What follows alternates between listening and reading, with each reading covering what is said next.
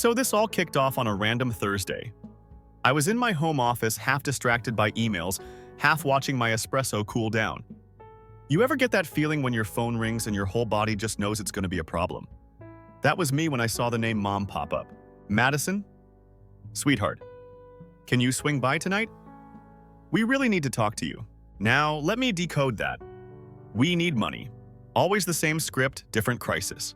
I'm 35, and I've been working my butt off in logistics management for a big retail chain. Solid salary. My own downtown condo health benefits that actually cover things. Basically, I'm doing fine.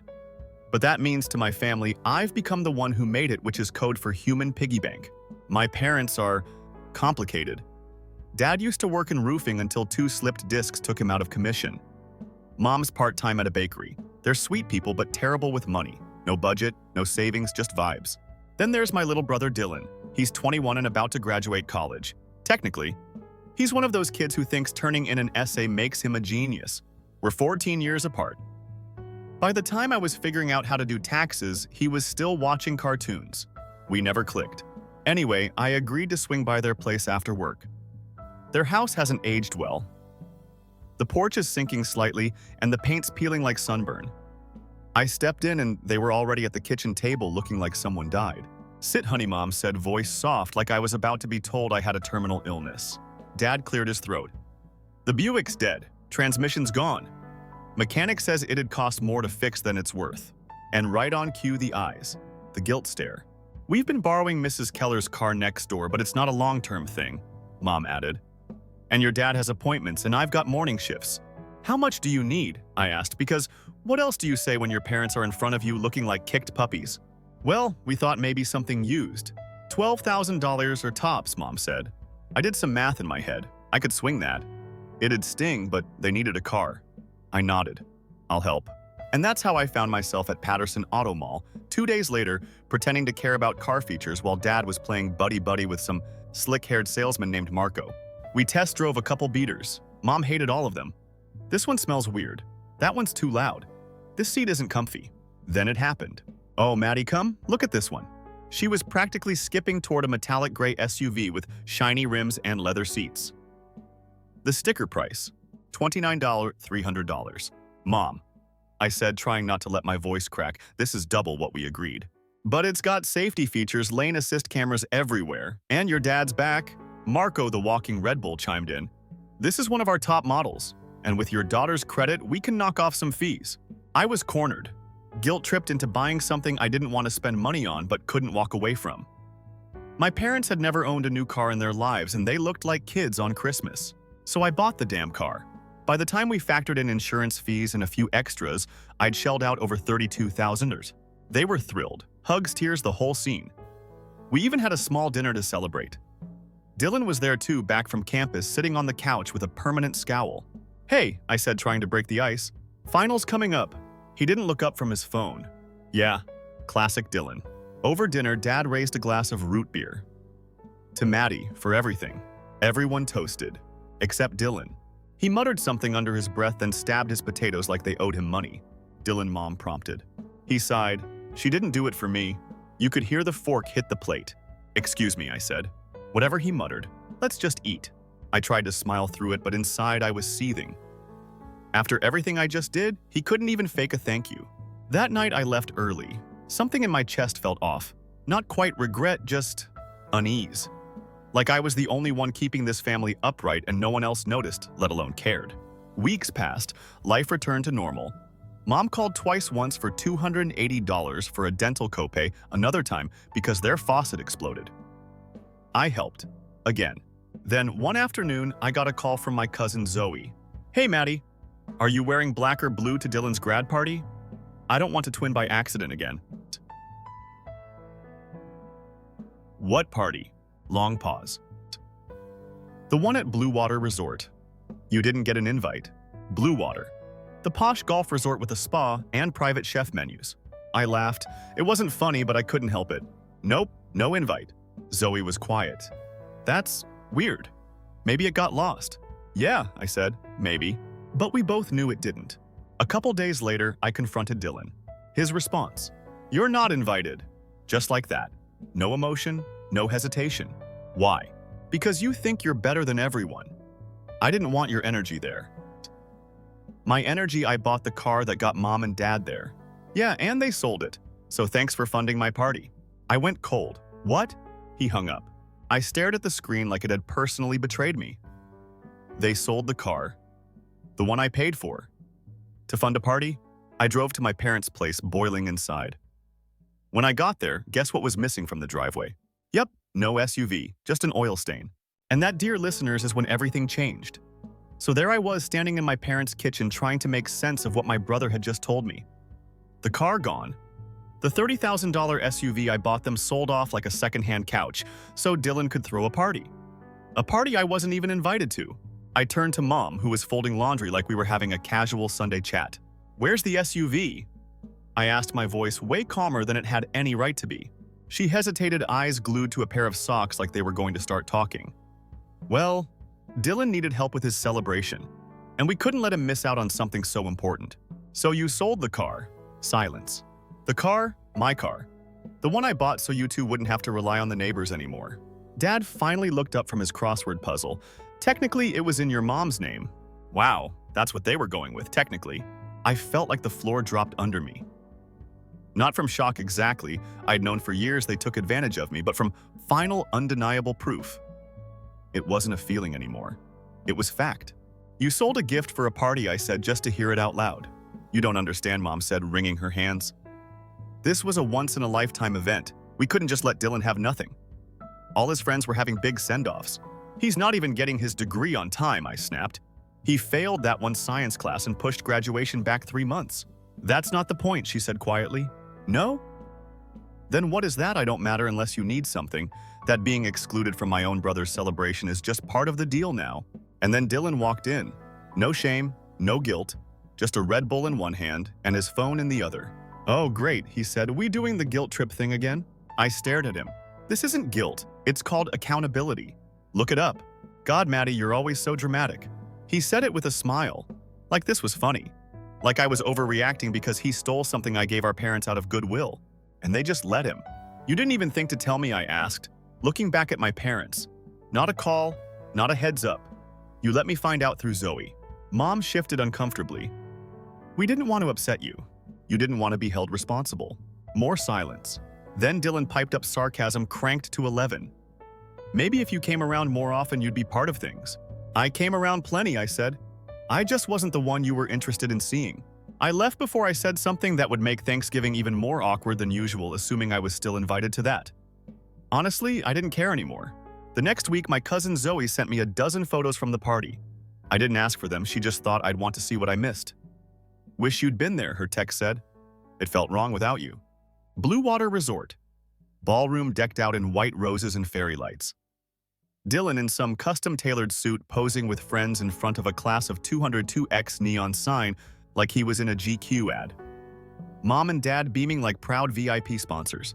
And behind them, that same SUV I'd paid for now parked in the background in several pictures. As decoration. I felt sick. They used my car as a photo prop before cashing it out. Like it was some disposable status symbol. Like it hadn't come out of my hard-earned savings. Like I didn't matter. But here's the wild part, I didn't even cry. Not one tear.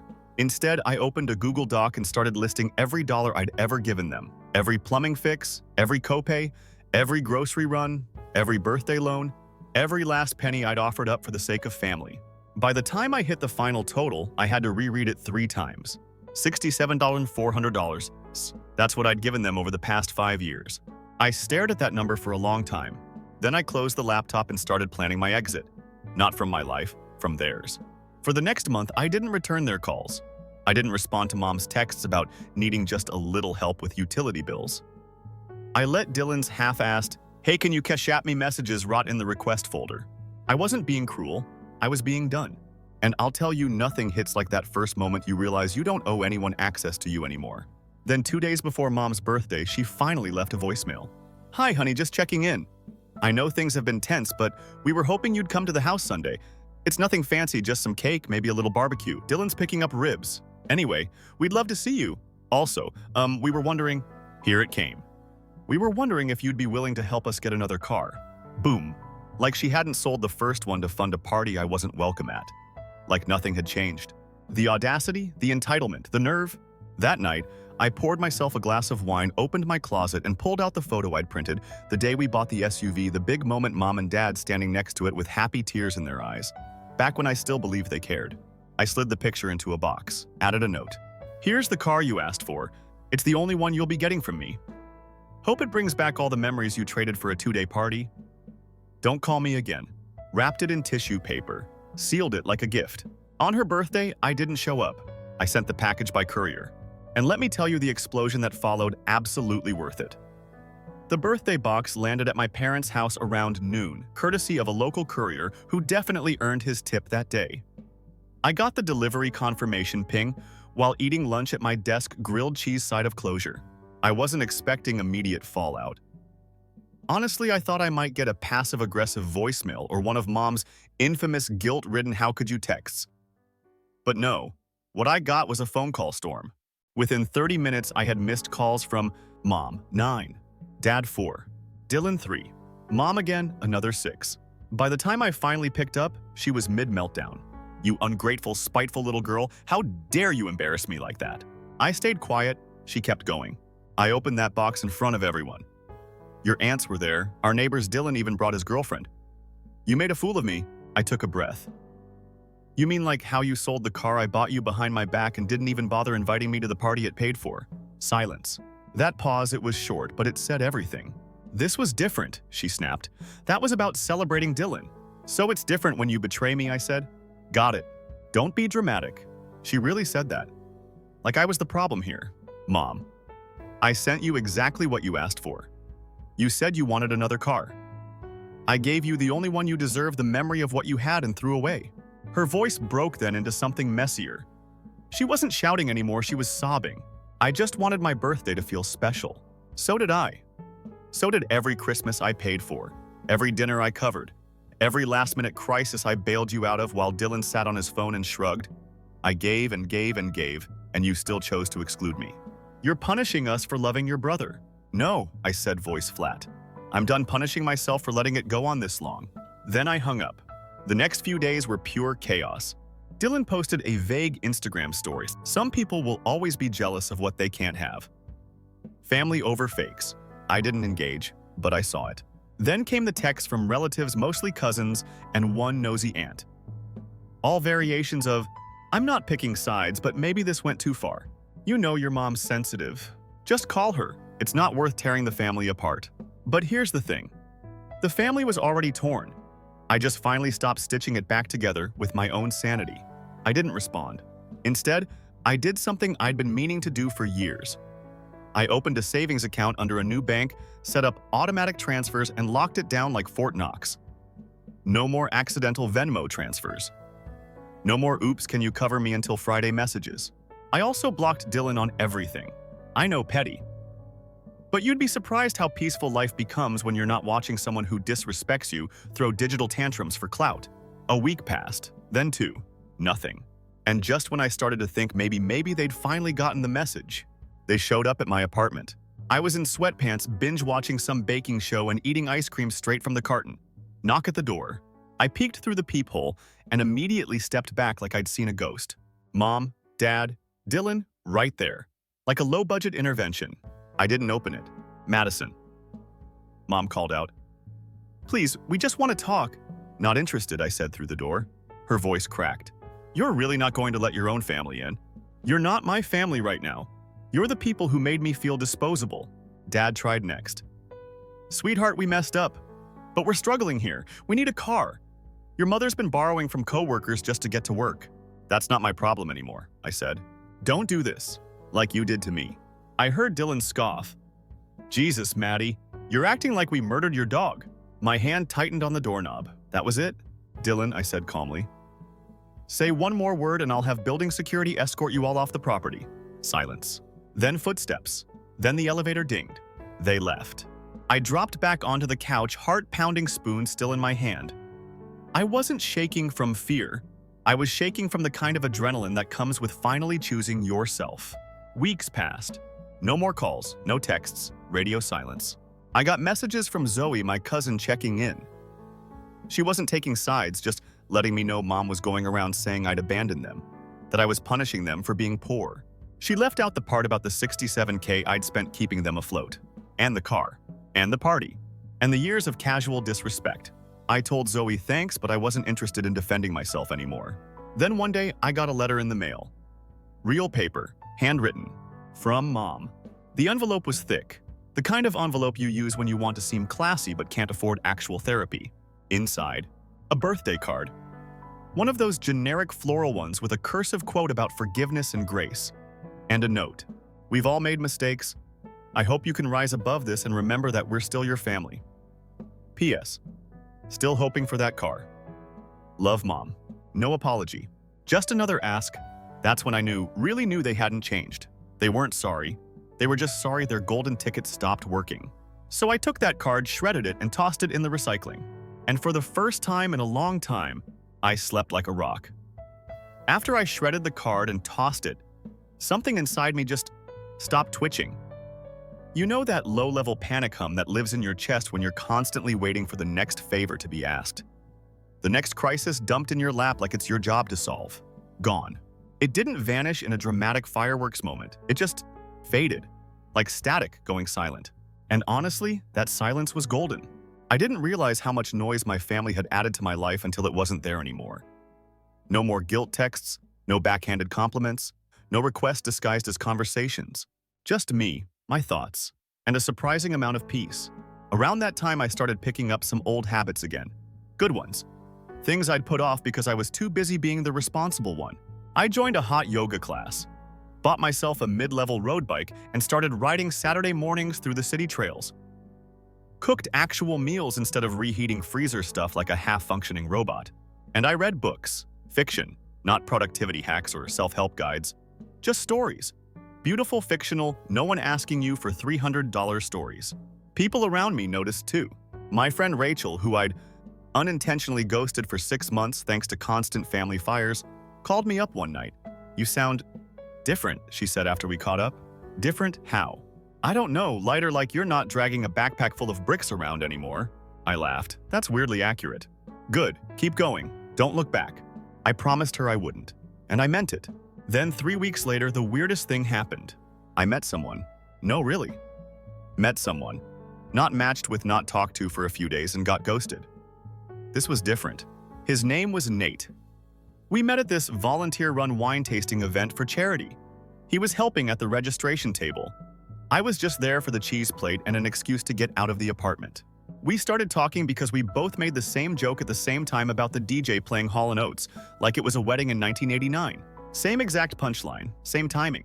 It was eerie and hilarious. One conversation turned into 2, then a drink, then want to grab dinner sometime? We exchanged numbers and that was it. No games, no weird energy, just a slow, natural connection. Now, I'm not saying this guy fixed anything. He didn't. That's not his job. But he didn't add weight to my life either. And that was new. He asked questions, actually listened. Didn't flinch when I told him my family dynamic was complicated, didn't try to solve it either. Just said, "Sounds like you've been through a lot, and handled more than your share." That sentence stuck with me. Handled more than your share. It's wild how good it feels to be seen for once without having to beg for it. Meanwhile, back in Dysfunctionville, the family drama kept rolling. I just wasn't in the cast anymore. Zoe told me Dylan was job hopping and still living at home. Apparently, his dream marketing gig fell through because he didn't realize marketing requires, actual work. Mom was now telling extended family that I had abandoned them in their hour of need. But she also left out the part about selling a $30K car for Instagram photos and filet mignon sliders. Typical. At first, I was tempted to clear the air. Send an email to the group chat. Lay it all out with itemized receipts and emotional damage footnotes. But then I thought, why? What would it do besides give them more airtime in my brain? So instead, I did something different. I chose silence. The kind that's not empty but freeing. Around month 4 of my family-free life, I got promoted at work. Senior Regional Logistics Manager. Better title, better salary. Still the same amount of meetings, but now they came with catered lunches. Funny, isn't it? When you stop giving everything to people who don't appreciate you, you suddenly have energy to show up for your own life. I used my raise to finally book that vacation I'd been dreaming of for years, Portugal. 10 days, ocean views, Pastel de nata every morning and not one person asking for a ride to the pharmacy. I went alone. Nate offered to come, but I wanted to do it solo. For me. Everywhere I went, I took pictures just for me. Not to post, not to prove anything, just to have the memories. And on the last day, standing on a cliffside overlooking the Atlantic, it hit me. I wasn't angry anymore. Not bitter, not resentful. Just done. And somehow being done didn't feel like giving up. It felt like getting up, standing up for myself, for my peace. Then, because life is ironic like that, the day after I landed back in the States, I got a voicemail from Dad. I almost deleted it, but curiosity won. Hey kiddo, I know you're probably not thrilled to hear from me, but your mom's not doing great. She's been missing you a lot. We both have. Dylan's struggling. Things haven't been easy. Anyway, if you ever want to come by, doors open. No ask, no dollar amount, just words. But not quite an apology either. I listened to it twice, then deleted it. I wasn't mad. I just didn't need it anymore. You know that phrase, blood is thicker than water? I used to believe that. Like deeply. The kind of belief you don't even question because it's sewn into everything school plays, holiday movies, childhood birthday cards. But I've learned something since then. Water doesn't cut you open and call it love. About 2 months after my Portugal trip, I hosted a small dinner at my place. Nothing huge, just a few friends, a couple of bottles of wine, and too many types of cheese. Rachel came. Nate was there helping me pretend I knew how to use the fancy grill pan I bought on impulse during a Black Friday sale. At some point, we got to talking about family, the real kind. Not the ones that share your DNA, but the ones who see you, hear you, support you without strings. Rachel raised a glass and said, "To chosen families. The ones we build, not the ones we inherit." I toasted with her, but deep down I was still carrying that voicemail. Not literally, I deleted it. But mentally, emotionally, yeah, it lingered like an unanswered question. Not because I wanted to go back, I didn't. But because part of me still wondered, what if things could be different? I didn't trust it. I'd learned not to. But curiosity doesn't always ask for permission. A few days later, I found myself parked outside my parents' house. I didn't go inside, didn't knock, just sat there in the car with the engine running, watching the porch light flicker like it always did when it got cold. It looked the same, tired, a little weathered, familiar in the kind of way that wasn't comforting anymore, just predictable. I watched the front door for maybe 5 minutes. No one came out. I left. Didn't feel like failure. Just felt honest. Meanwhile, Dylan. According to Zoe, he'd started a podcast. Yes, really, a podcast. About navigating your 20s with authenticity and hustle. The same guy who sold a car he didn't buy, skipped half his lectures, and once thought an unpaid internship meant he was a consultant. I listened to 5 minutes of an episode out of morbid curiosity. He said something like, "I just believe in owning your choices and being real about your struggles." And I had to pause the episode because I nearly choked on my coffee. I wanted to be mad, but it was just funny. The level of detachment required to rebrand yourself as a wise underdog after riding your sister's financial coattails. A masterclass in delusion. I stayed out of their orbit, blocked all numbers, turned off mutual contact visibility on social media. It wasn't about punishment anymore, it was about peace. Then came the letter. Not a voicemail, not a text. A physical, handwritten letter from my mom. Addressed carefully. Slanted cursive I hadn't seen since she used to pack notes in my lunchbox. I sat on the couch staring at it for a long time before I opened it. It read, "Madison, I know we don't deserve a response. I know what we did hurt you, and I won't pretend we didn't make choices that betrayed your love and generosity. I can't ask for more help, but I do want to say thank you. Thank you for everything you did before we ruined it. You didn't owe us anything and we acted like you did. That's on us. If you ever decide to let us try again, even as strangers starting over, we'll be here. Love, Mom." No ask, no guilt, no hidden hook, just words. And somehow that made it hit harder. I didn't respond. Not right away. Instead, I sat with it, walked with it, let it marinate in my head without rushing into forgiveness or reopening wounds. Because here's the thing. No one tells you about healing. Sometimes peace feels unfamiliar at first, like you're doing something wrong just by not reacting. But I wasn't going to rush just because someone else was finally ready. Nate noticed I was quieter that week. "Everything okay?" he asked one night while we were watching some old sitcom rerun. "Yeah," I said, "just revisiting some ghosts." He didn't push, just reached over, laced his fingers with mine and said, "You don't have to answer the door if they knock." I smiled. I know, but maybe someday I'll crack the window. That was enough. A month later, I made a choice. I wrote my own letter. It wasn't long. It didn't make promises, but it was mine. Mom, I got your letter. I appreciate the honesty. I don't know what comes next or if anything comes next, but thank you for saying what I needed to hear 2 years ago. For now, I'm okay where I am. I hope you are too. Madison. I didn't mail it right away. I let it sit on my counter for a week. Then one morning on my way to work, I dropped it in a blue mailbox without ceremony. And that was that. No explosion, no grand reunion, just a step. A small one. Mine.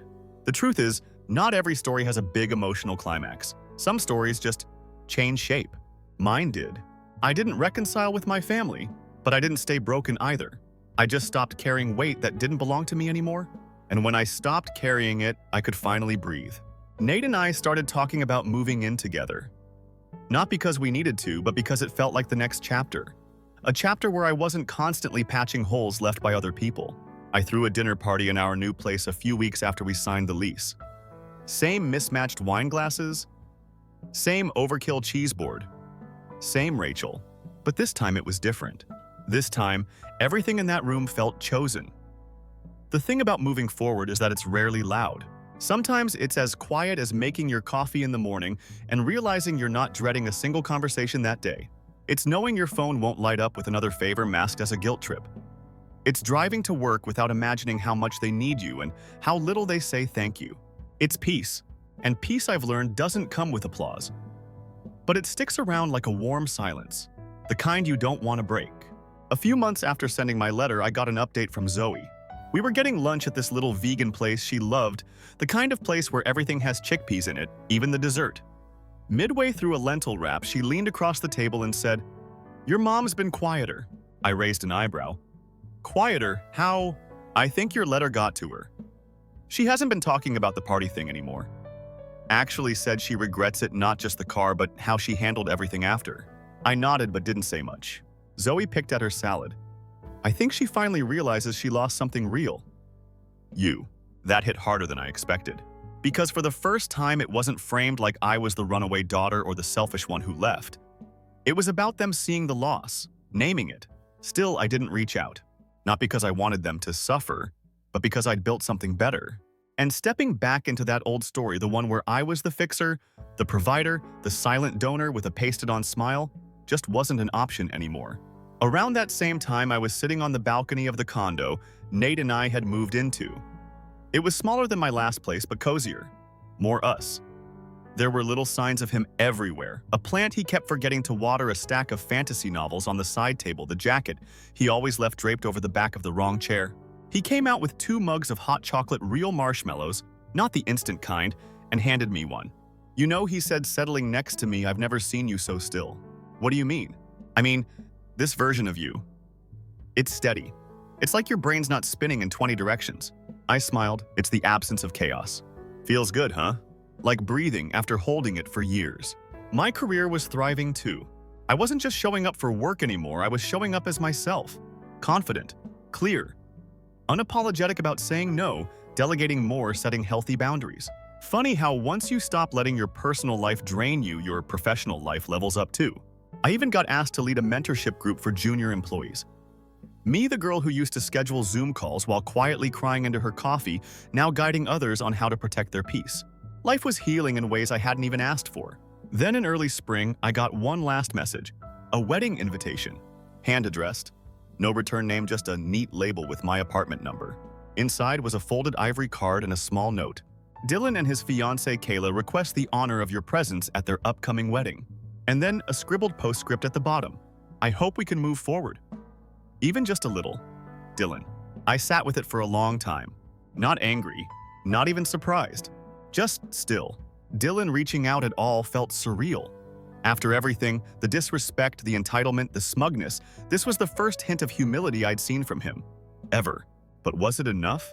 That's the thing people don't tell you about forgiveness. It's not about pretending nothing happened. It's about choosing how much of yourself you're willing to risk again. I texted Zoe.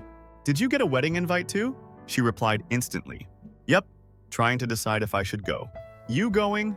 I paused, stared at the screen, then typed, "I might, but on my terms." And so I did. Not to make a scene, not for drama, but because I wanted to show up once not as the forgotten sister, not as the family ATM, not as the bitter outsider, but as a woman who survived it all and came out better for it. I wore a stunning navy dress. Not flashy, not over the top, just strong, elegant. Me. When I walked in, heads turned not in shock but in recognition. I saw it in their eyes. She's different now, and I was. Mom looked nervous when she spotted me. Dad stayed seated. Dylan, to his credit, walked over and said, "Thanks for coming." I nodded. "Congratulations." We didn't talk long, didn't need to. Later during the toasts, someone brought up family. The usual stuff, love, support, history. All the Pinterest quote material. And for a second, I felt a flicker of something I couldn't quite name. Not belonging, not regret, just peace. Because I knew I didn't need their approval anymore. I didn't need a role in their story. I had my own. As I left the reception early, I stepped out into the crisp night air, the kind that makes everything feel sharper, cleaner. And I thought back to the girl who bought a car for her parents just so they could stop struggling, only to have it sold behind her back. I thought of the birthday box, the photo, the silence that followed. I thought of every dollar, every meal, every time I was treated like an obligation instead of a daughter. And then I thought of where I was now. Loved, supported, unapologetically whole. I didn't win in the way they'd understand. I didn't get an apology parade or public validation. But I got something better. I got my life back. And in the end, that was the best revenge of all. Story 2. Hello, this is Sarah. I'm going to read you Victoria's tale today, which is called This. My key didn't fit when I got home from a long day at work. "We won't let you in unless you pay for our trip," my mom texted. Shivering from the cold, I slept in the vehicle. I packed my belongings in the morning, terminated the lease, and departed in the evening. Calls were ringing on my phone. All right, let's leave. In my parents' home, it was always Jessica, Jessica, and Jessica. To them, there was nothing wrong with my elder sister. When I was only there. For as long as I could remember, everything had been that way. Most people call me Victoria Tori, and at 27, I had finally adapted to being the Carter family's afterthought. I was doing rather well for myself, even if I was the disappointment to the family. As a corporate account manager at TechSpear Solutions, I had a terrific work and made a fair living. My parents never recognized it, though. For the past year, I've been renting a lovely small home in Meadowbrook, a peaceful neighborhood around 30 minutes from the city center. I even have an expanding savings account set up for a down payment on a home of my own. One day. 3 years ago, Jessica, 30, married Ryan, her college love. My parents lavished much too much money on their lavish wedding. Naturally, I was a bridesmaid and I was dressed in a dreadful peach dress that Jessica had chosen especially for me since she knew I would look awful in it. Tonight is family supper. On a Tuesday morning, my mother texted me, "Avoid being late like you did the prior time." Gazing at my phone, I let out a sigh. I suffered family meals every month because of some misguided feeling of duty, but I just said, "I'll be there," and returned to getting ready for my morning meeting. Jessica's brand new SUV was already parked in my parents' driveway when I pulled in that evening. She had arrived early, of course, most likely to assist Mom in the kitchen and get extra points as the beloved kid. During dinner, my mother would ask Jessica about her work at the real estate agency. My father would nod enthusiastically at everything my sister said, and I would nibble at my food while occasionally using as little words as possible to respond directly to inquiries. Then Jessica gave a big clearing of her throat over dessert. "Ryan. Mom. Dad and I have some wonderful news." I was already picturing how much worse my life would get after Jessica gave birth to the first grandchild, so I prepared myself for a pregnancy announcement. "We've made the decision to launch our own company," Jessica said, holding Ryan's hand. My folks let out a shout. In fact, my mom gave a clap. Mom said, "Oh, honey, that's wonderful." "What sort of company?" "A boutique of luxury clothes," Jessica stated with a smile. Downtown, we discovered the ideal store location that drew my eye. I put a lot of effort into earning my degree in business management. Have you conducted a market research by attempting to maintain a neutral tone in contrast to Jessica, who barely passed her real estate license exam? Retail in the downtown area may be quite competitive.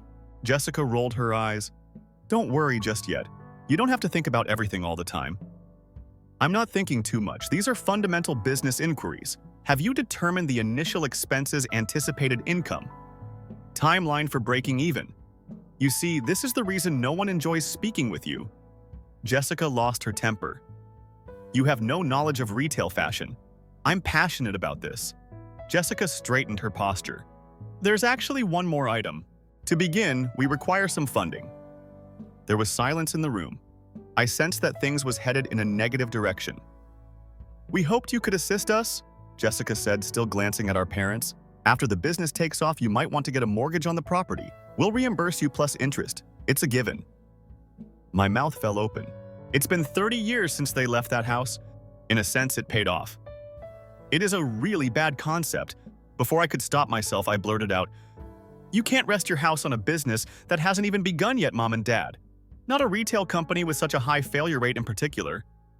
Jessica's voice rose as she emphasized that the firm would not fail. God, Tori, you're just envious because you're wasting your life in that corporate drone job, while Ryan and I are taking a risk on something we believe in. Feeling envious, I said it again incredulously. My goal is to prevent my parents from becoming homeless. No, you're attempting to prevent my success. Jessica got to her feet and yelled, "You have always been envious of me now. The idea that I could succeed and earn more money than you with your fancy business degree is too much for you to handle." The artificial tears that Jessica had mastered to gain what she wanted were now in her eyes. I got up and left the table. This is absurd. I refuse to sit here and be held accountable for actions I haven't taken. Please consider this thoroughly before making any judgments, parents. Mom answered, "We will, sweetheart." But it was obvious from her tone whose side she supported. I drove home after bidding my folks farewell and ignoring my sister and her husband. The sinking sensation in my gut persisted. I was fully aware of what would occur. Jessica would manipulate while crying. I would somehow be the bad person for attempting to avert a catastrophe, and my parents would cave in. I was in the middle of a work presentation when my phone called 3 weeks later. I chose to ignore it, but I quickly excused myself when it rang again. "Hi there, Victoria. My father was using my entire name." He sounded worn out. "We provided funding for Jessica and Ryan's business." I shut my eyes, with their backs to the wall. "What is the amount the residence was refinanced by us?" $200,000. "Dad?" "Jesus, everything will be well. Their business plan is good. Jessica showed us everything." I wagered my tongue not to express my true feelings. "I'm hoping it goes well." I hung up and went back to my meeting after saying that. My parents mortgaged their home about a year ago today. At 11 p.m. my doorbell rang. Tuesday evening. I had not yet fallen asleep. I'm sitting on my couch reviewing some work materials. My parents were waiting there when I answered the door, appearing 10 years older than they actually were. Dad appeared smaller, seemingly stooped down with a vacant expression in his eyes, while Mom's eyes were swollen from sobbing. Mom murmured, hardly raising her voice above a whisper. "We lost the house." I wanted to, but I didn't say I told you. But I was halted by the shattered expressions on their faces. Instead, I stepped aside and said, "Come in." I offered them my extra bedroom that evening. We didn't communicate much. The basic minimum was what they told me. After 8 months, Jessica and Ryan's store had collapsed. Overpriced products, an absurd lease, and a few business visits to fashion shows that were actually simply lavish holidays blew up the funds. My parents were unable to make the bank-assigned mortgage payments when the firm failed. Take note of that morning. I contacted my boss the next day and asked to work from home. I assisted my parents in bringing over the little items they were permitted to remove from the house by the bank. Some outfits, family pictures, Mom's china, which her mother had given her as a wedding present. It's only a temporary situation. As we moved boxes into my rented home, Dad continued to say, "Only until we are able to stand again."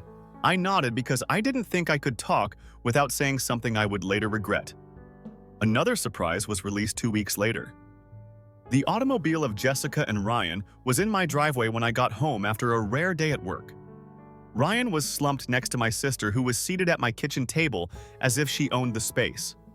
With a stiff smile that stopped short of her eyes, Jessica remarked, "There she is. What's happening?"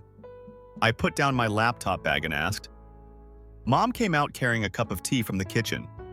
Ryan and Jessica need somewhere to stay for a while. They were evicted by their landlord due to non-payment of rent. You also assured them that they were welcome to stay at my residence. I made an effort to speak clearly. Dad replied from the living room, staring at the TV, "We're family, Tori. Families remain united." I turned to face my sister. I knew her well enough to realize it was an act, but she had the grace to at least look a little embarrassed. "We'll assist," she pledged. "Mom will prepare meals for everyone and I will clean. You won't even be aware of our presence." How might I proceed? Put my family on the streets because they are homeless. I so accepted their agreement. The cooking would be done by Mom. On the weekends, I would buy food for everyone while Jessica cleaned. Ryan and Dad would. They didn't really offer to do anything, though. The initial month was doable. Dinner would be cooked when I got home because I worked late most evenings anyhow.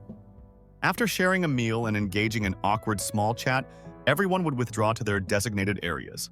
In the extra room are my parents. Me in my bedroom, Jessica and Ryan in the renovated den. For 5 adults, the home was modest, but we managed. Cracks, however, began to appear during the second month. The supper dishes would be in the sink unwashed when I got home. Mom said that cooking for 5 was too much labor for her at her age and stopped doing it. Upon my arrival, I discovered that my parents had prepared their own meal and Jessica and Ryan had followed suit. I used the groceries I paid for to make both dinners. In the meantime, I had nothing left. When I went home from work after the 3rd consecutive night of discovering an empty refrigerator, I first ate at the cafe next to my workplace before going home. I didn't need the extra cost, but it was preferable to starvation. The cleaning that Jessica pledged to do on the weekends got increasingly irregular. She had an explanation for everything. Her new part-time work had left her exhausted. She was suffering from a headache. In order to network for greater job chances, she was making acquaintances. I'd had enough one Saturday morning in the midst of the 3rd month. I spent the weekend reading a novel that I had been attempting to complete for weeks rather than going to the grocery store like I usually did. The refrigerator was empty when my family got back from seeing some relatives in the afternoon. Not knocking, Mom barged into my room. She replied accusingly, "There is no food in the house." Saturday is here. On Saturdays, you always go shopping. Today, I made the decision not to. I spoke in a relaxed tone. "When did you intend to inform us that we were hungry?" I put down my book. Purchasing groceries that vanish before I can consume them is something I'm sick of. Everyone is now able to purchase their own meals. Mom's face became frighteningly crimson. "Following everything that we have done for you." "Done for me?" I interrupted her. "My residence is yours without any rent. I only requested that Jessica clean and you cook. These 2 things are no longer occurring." Then she turned and bounded off. In the living room, I could hear her grumbling to Dad and Jessica, who were raising their voices in outrage. I returned to my reading after plugging in my ears. For a week, they were treated in silence. It seemed innocent, yet somehow serene. I purchased a little mini fridge from my bedroom and filled it with my own groceries. No one talked to me as I entered and departed from the residence. The Cold War in my home eventually subsided. One evening, while I was carrying my takeaway food to my room, my mother came up to me. "Can we discuss Victoria?"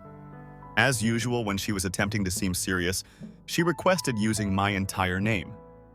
After giving her a nod, I went to the kitchen table with her. Ryan, Dad, and Jessica were already seated there, all of them wearing serious expressions. "We have been considering." Mom began looking around for encouragement from the others. "Lately, things have not been going well." Jessica said, "We want to fix it," in a softer than normal voice. "We are aware that we haven't been doing our share." I arched an eyebrow but said nothing. "We would wish to return to our initial setup," Mom went on. "On the weekends, Jessica will clean and I will prepare dinner for everyone. Whether you'll resume your grocery shopping." I looked at their faces to see whether they were honest. Dad was unable to look me in the eye. Ryan was using a paper napkin as a fidget. Jessica was trying her hardest to appear apologetic, but I could see the thought process behind her face. "What caused the abrupt change of heart?" I inquired. Mom added, "We missed being a family. Furthermore, none of us can afford to continue purchasing food separately." That was at least truthful. I thought about what I could do. In all honesty, I missed eating healthy home-cooked meals, and although the quiet treatment was soothing, it was also isolating. "All right, I did agree at last, but that's it if things go wrong again. Not even in my own house will I be exploited." They all gave enthusiastic nods. In a matter of weeks, we were back to our previous arrangement. Everything went without a hitch. Mom prepared filling meals. On the weekends, Jessica did a complete cleaning and I made sure the refrigerator was filled. It was bearable, but we weren't exactly the Brady Bunch. Then one early November evening, I sensed a change in the air. When I got home, the dinner table was already occupied by Mom, Dad, Jessica, and Ryan, but they all became silent as soon as I walked in. As I cleaned my hands and hung up my coat, they looked at each other. "What's happening?" I sat down at the table and inquired. Mom smiled too brightly as she presented the lasagna she had prepared. "All we were discussing was Thanksgiving." "Isn't it just 2 weeks away?" Taking the platter, I said. She gave me a hand. "I should be able to assist with the cooking on the day of the event, but I have to work the day before." Around the table, there was another round of stares. In fact, Jessica remarked, putting her fork down. This year, we were considering doing something new. We reasoned that taking a little trip could help us decompress, in light of everything that has transpired this year. I went on vacation to this beautiful lodge in Sedona around midnight. Dad exclaimed, becoming passionate all of a sudden. All the classic Thanksgiving fare is included in their special package, but none of the work. In addition, there is hiking and spa services. The pieces seem pricey. Glancing around the table, I made a statement. The sound of forks hitting plates was the only sound to break the silence once more. When no one spoke, I asked, "Do you want me to accompany you? Because as I already stated, I have employment that week." "Oh," Jessica responded hastily, "we know you can't come. We thus believe that now would be the ideal moment for us to go. You don't regret missing it." Then I put down my fork. "As everyone knows, I am unable to attend.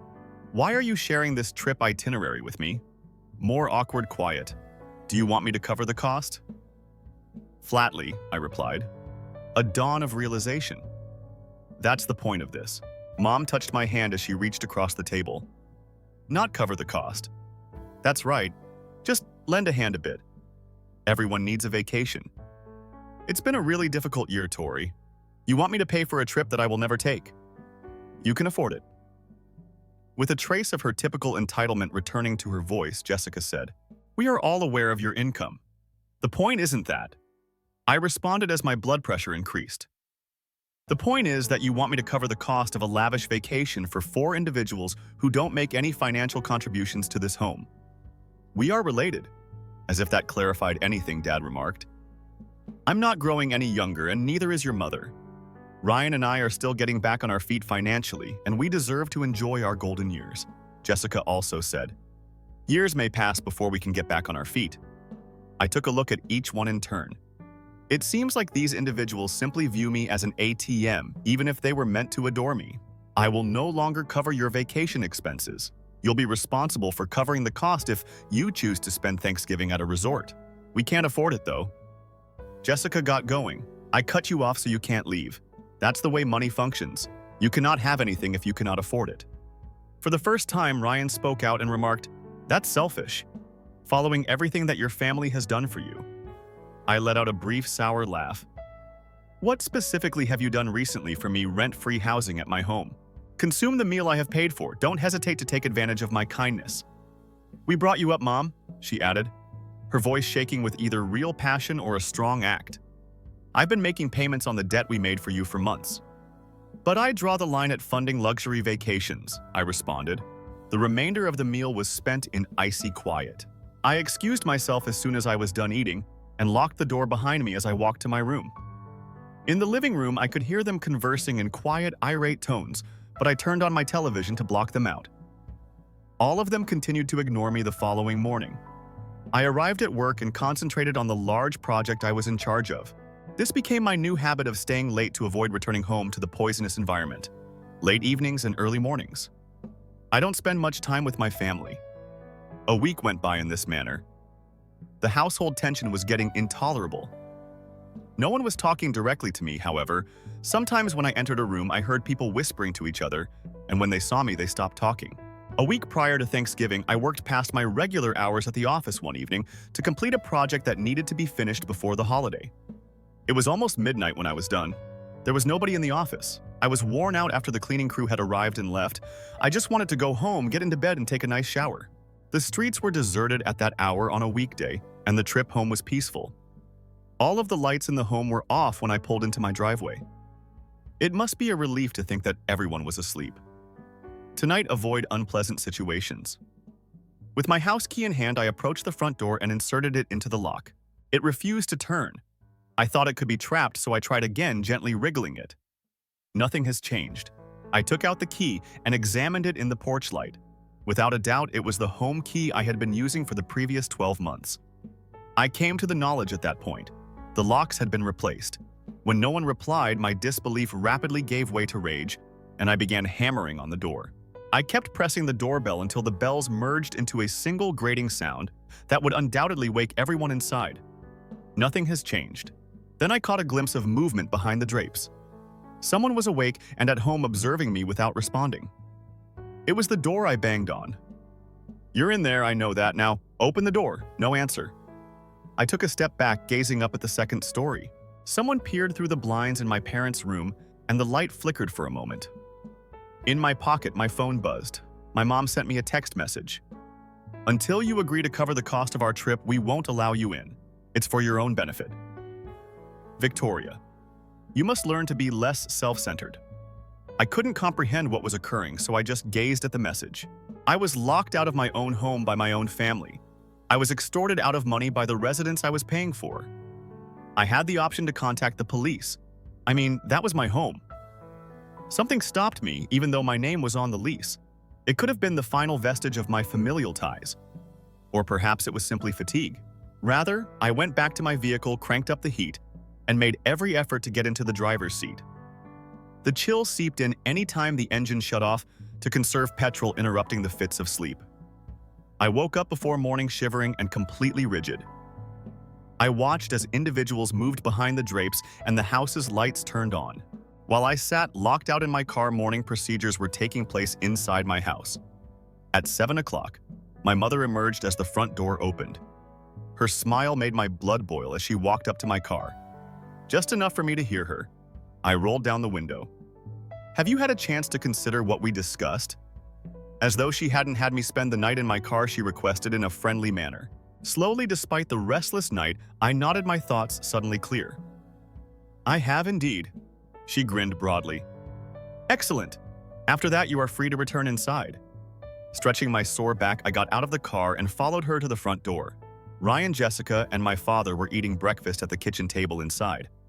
As I entered, their looks a mix of smugness and fake worry. They glanced up. "Good morning, drowsy head." Jessica grinned as she spoke. "Do you want pancakes?" I didn't answer. Rather, I went directly by them to my bedroom and shut the door. I informed my manager over the phone that I had to take a personal day due to family obligations. He was sympathetic. I seldom ever took a vacation. After that, I waited as I heard my family preparing for work. They walked out of the home one by one. Mom and Dad work part-time jobs. Ryan and Jessica to their daily activities. At 9 o'clock, the home was finally deserted. I hurried out of my closet. I took out the luggage I had saved from my previous trip. I carefully packed essential papers, clothing, toiletries, and a few sentimental objects. The rest might be swapped out. I then gave my landlord a call. "My lease must be terminated," I informed him. "Is there a problem with the house?" His voice was worried as he inquired. "It's a family matter, no. I had to leave." I gave a quick explanation, omitting the more embarrassing aspects. "Although the lease permits termination with 30 days notice, if you would allow me to go immediately, I will pay the whole amount due for the next month." He was surprisingly sympathetic. "If necessary, keep your family there until the end of the month. I'll take over after that." "No, fine, thank you," I remarked, truly appreciative. "Would you please do me another favor? Would you be able to inform them today? I would prefer not to engage in that discussion personally." "Of course," he said. "I will visit this afternoon." After it was resolved, I packed my car as full as possible with the heavier stuff. I made arrangements for a tiny unit by calling a storage provider. I then sent a text to my buddy Emma, who lived on the other side of town. She offered her guest room as soon as possible for as long I needed it. I had left by early afternoon. Nothing that I couldn't live without was left behind. For the first time in months, perhaps years, I felt a weird lightness as I drove away.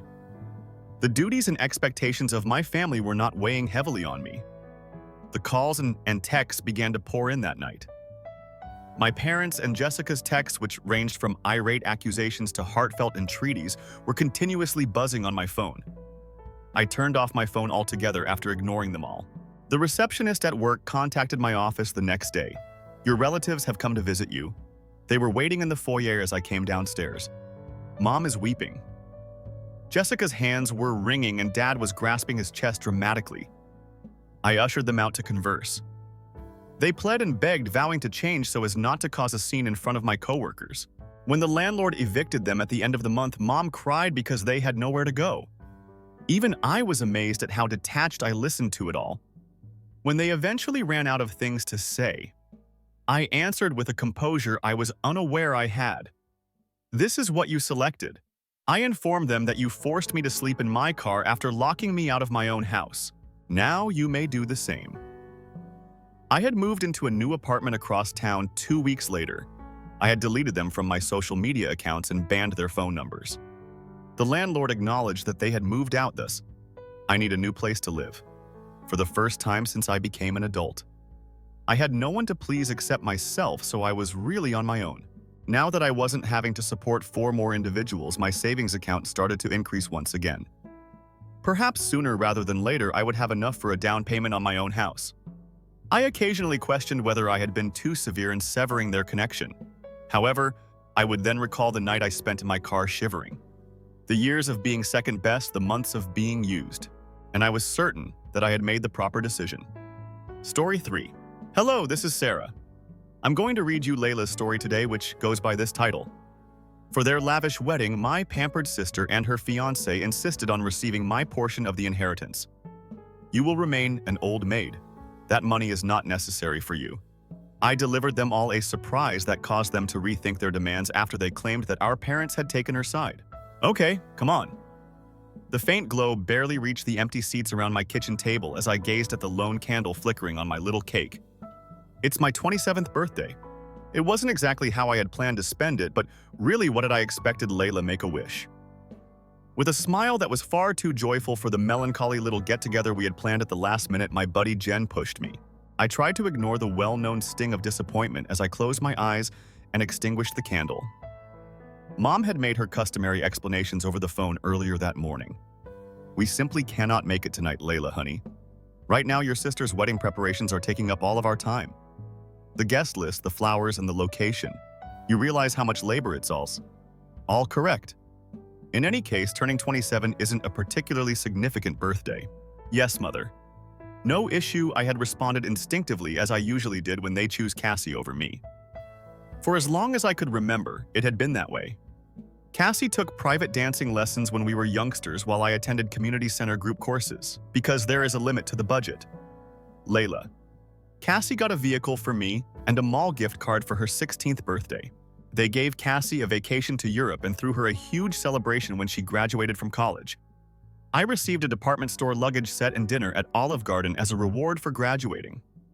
I had long since ceased being surprised by the pattern since it was so predictable. Whether on purpose or not, my parents had always made it apparent that Cassie was the best child and I was the last. To Layla Earth. In front of my face, Jen waved her hand.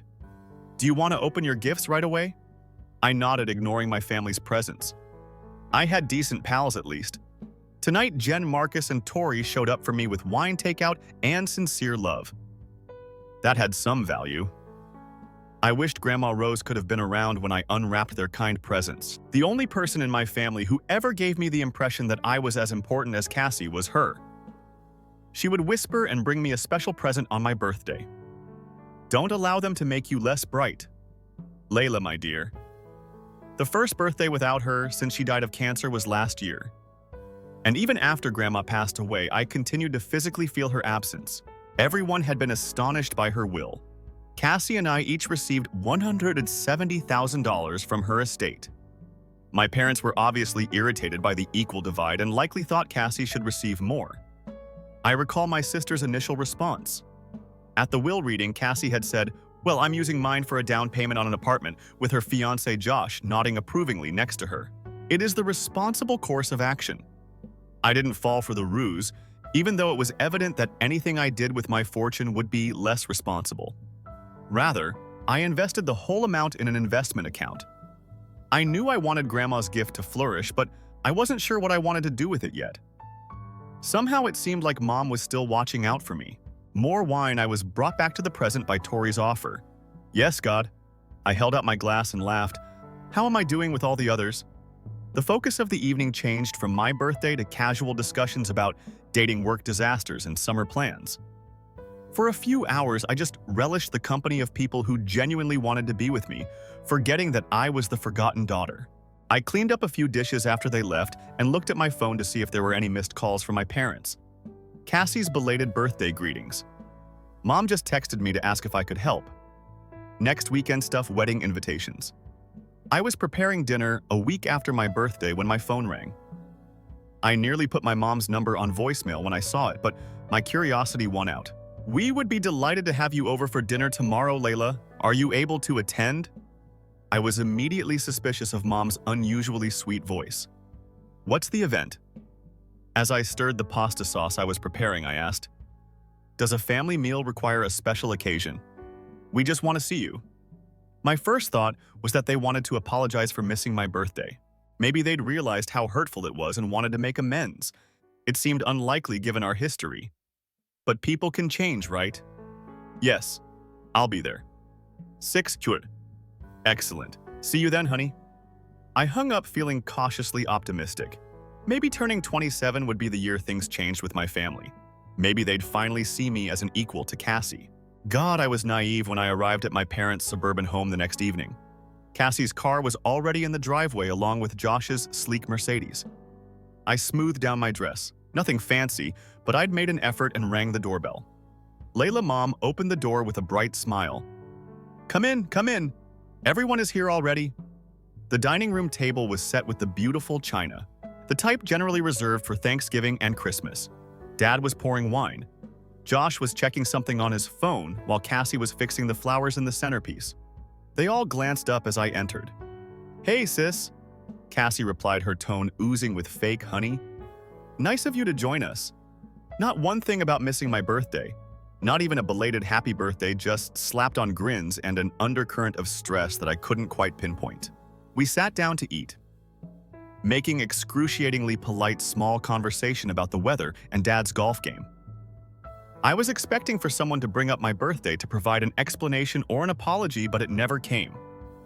Finally, when Mom served dessert, she cleared her throat and exchanged glances with Dad and Cassie. Layla, we wanted to have you over because we need to have a serious family chat. Suddenly realizing that this supper was not about making apologies, I set down my fork. What sort of conversation, I asked, but I had a sick feeling in my gut that told me I wouldn't enjoy what happened next. Cassie straightened in her chair and cleared her throat when Mom turned to face her. My sister started off by tilting her chin in a self-important manner. Josh and I have been organizing our wedding, as you are aware. With that superior tone in her voice, Cassie said, we've calculated all the expenses for the wedding. I was really familiar, reserving the Grand Plaza downtown for 150 people. It's going to be far more expensive than we anticipated. Slowly not knowing what this had to do with me, I nodded. My parents looked at me with a look of odd anticipation. Cassie pointed to Josh and our dad and added, we've all talked it over.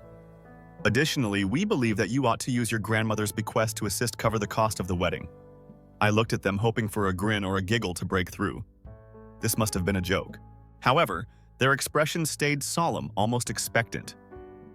They really thought I should give Cassie my $170,000 inheritance so she could get married. Are you not being serious? At last, I was able to state that we are really serious. Mom got right in. Family helps family. Layla, this is necessary for your sister. I gazed incredulously at each of them. What about the inheritance that Cassie has? Grandma gave her the same amount. Josh said, that's for our apartment, as though I was intentionally being naive. We have already begun our property search. I was astounded by the boldness. Cassie retained her inheritance for an apartment, and they expected me to pay for her lavish wedding. Years of being the afterthought all of a sudden. The less significant daughter became plain clear. No, I answered firmly. My inheritance will not be given to you. Anger twisted Cassie's face. For what purpose do you even need it? You're not getting married anytime soon, is it? Anywhere. You're not even in a romantic relationship. While the money lies there, you'll become an old maid. I was stunned by the anger in her voice. I turned to my parents in the hopes that they would intervene and inform Cassie that her attack was inappropriate. Dad instead nodded in agreement. "Layla, your sister is right. Cassie must consider Josh and their future. What are you going to do? All you're doing is holding that cash." As though to lessen the impact, Mom reached across the table. "We simply believe Cassie needs the money more than you do at the moment, honey. You've always been quite self-sufficient." Self-sufficient. A code phrase for something less significant. With a loud scrape on the floor, I got out of my chair.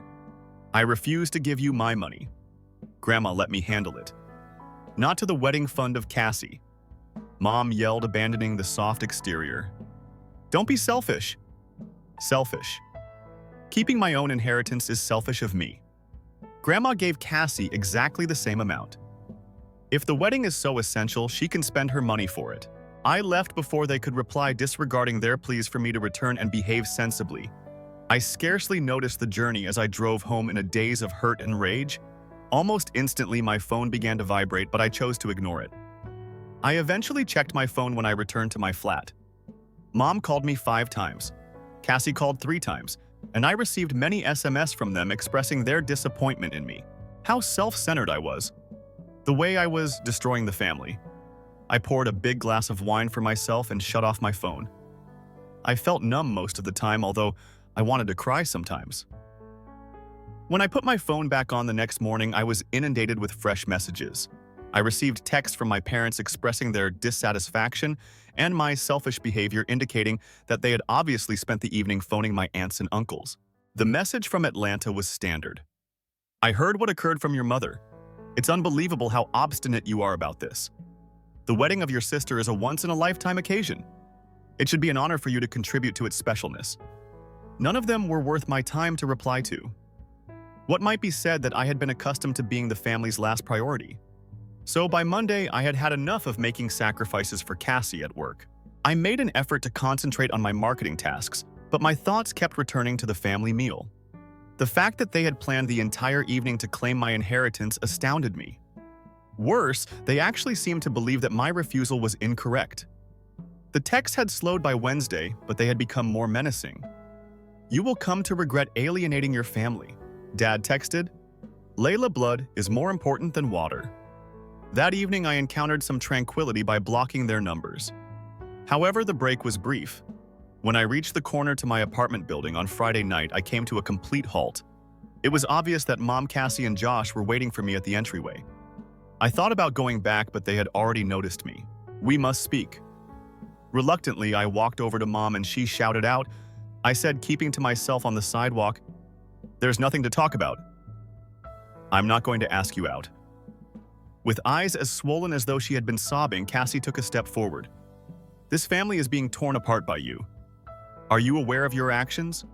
Your behavior has angered the entire family." "I didn't ask everyone in the family to help me with my own money. You did that," I pointed out. Mom regretfully shook her head. "We simply don't see why you're acting so obstinately. Your sister is getting married." Let me make this very clear. I continued maintaining a firm tone despite my internal anguish. Cassie and I both received the same amount of money from Grandma. She can utilize her inheritance to cover the cost of her wedding if it is that crucial. Cassie made a dramatic gesture with her hands. "Do you mean me? We've chosen our flat already. With that money, Josh and I have plans. I also have financial plans," I answered plainly. Josh moved on, assuming the role of a lawyer. "Be sensible, Lila. Nobody is requesting that you forfeit your future. However, the family's top focus at the moment is Cassie's wedding." I gave them all 3 a look. My mother's hands are wringing. Josh's patronizing smile and Cassie's outraged attitude made me feel incredibly at ease. "No," I would say. "Leave me alone, please." I went by them on my way to the building's entrance. With trembling hands, I swiped my keycard as the door shut behind me. Cassie's irate voice reached my ears.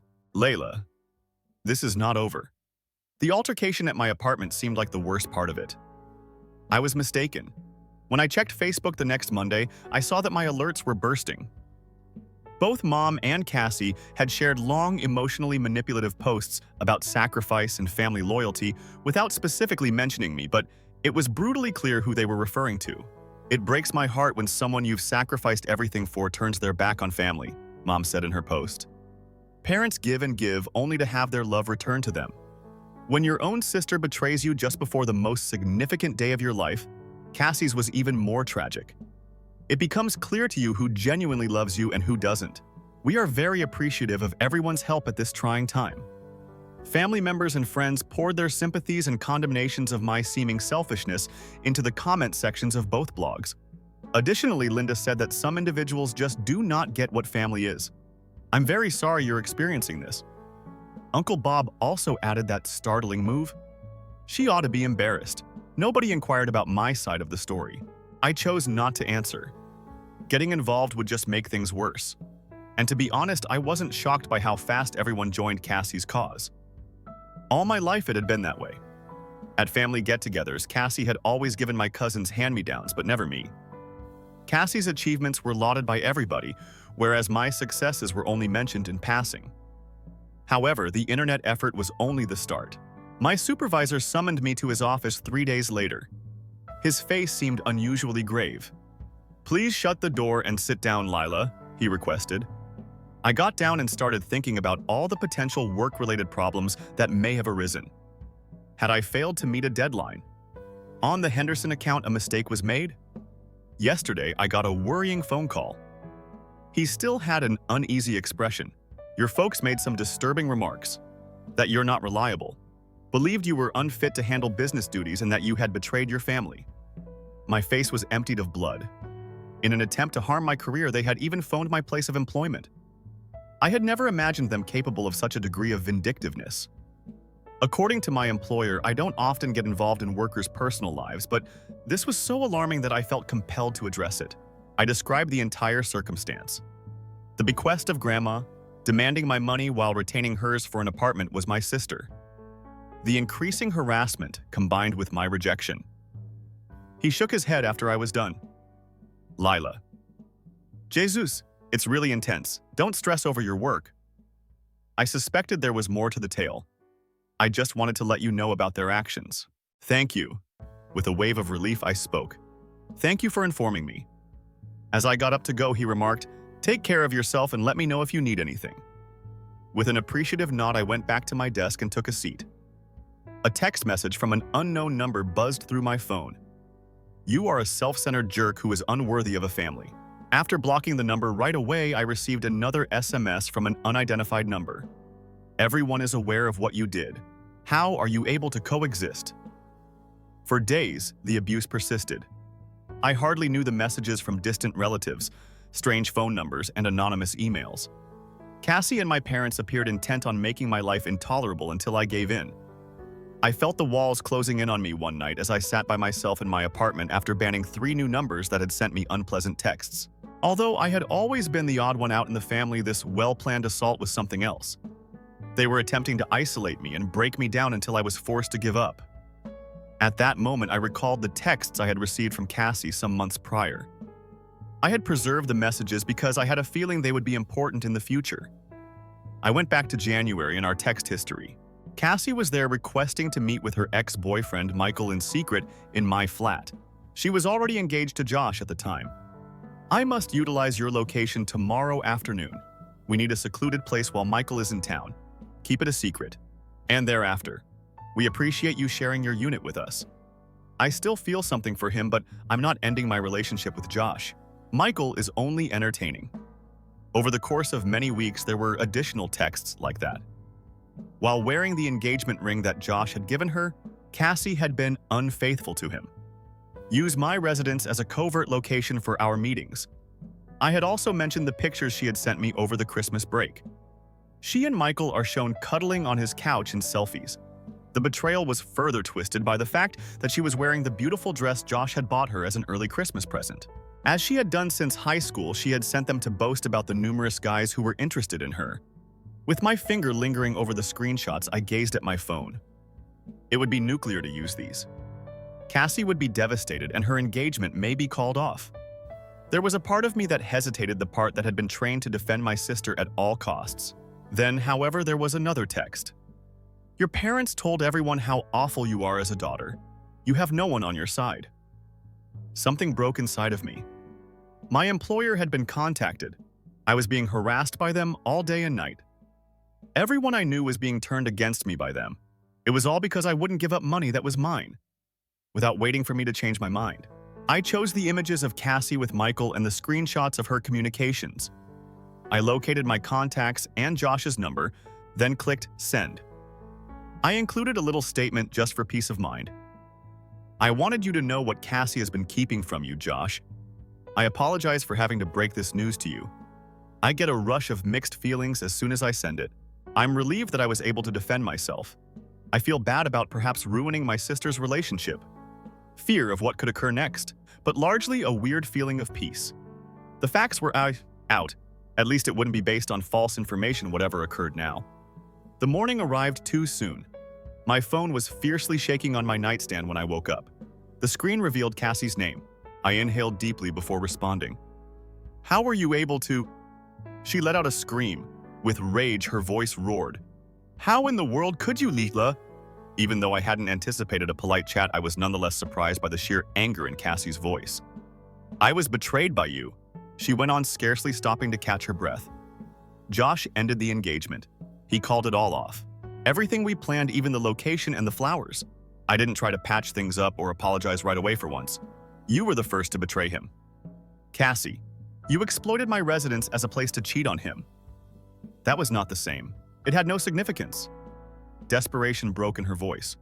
It was never meant for him to know. Her reasoning was so ludicrous that it was quite comical. It wasn't the infidelity that was bad in Cassie's world. They were catching it. She cried, "You've destroyed my life." Are you content now? I pondered the question for a while. Was I content? No, but I also wasn't sorry.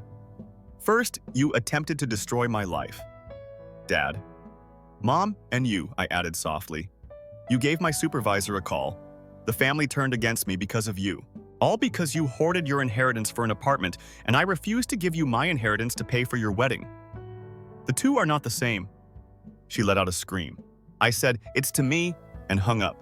My parents phoned next, so I knew it wasn't finished yet. I listened to my father's menacing message after letting it go to voicemail. You cannot be forgiven for what you did.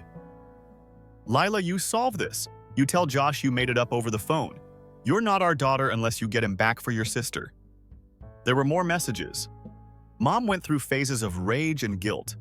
Cassie sent abusive paragraphs. After a time, I stopped reading them. Weeks went by after a few days. A cousin informed me that Josh had declined to make amends with Cassie, despite the greatest efforts of my family. It seems that once he presented her with the proof, she confessed everything in the hopes that he would pardon her. He didn't.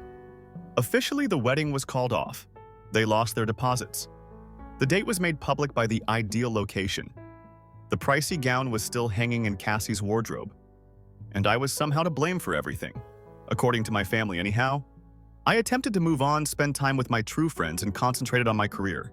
I continued to periodically check my investing account as I saw the steady growth of the amount my grandmother had given me. I chose to put some of it toward a down payment on a home of my own. I did it because it seemed right, not because Cassie had intended to.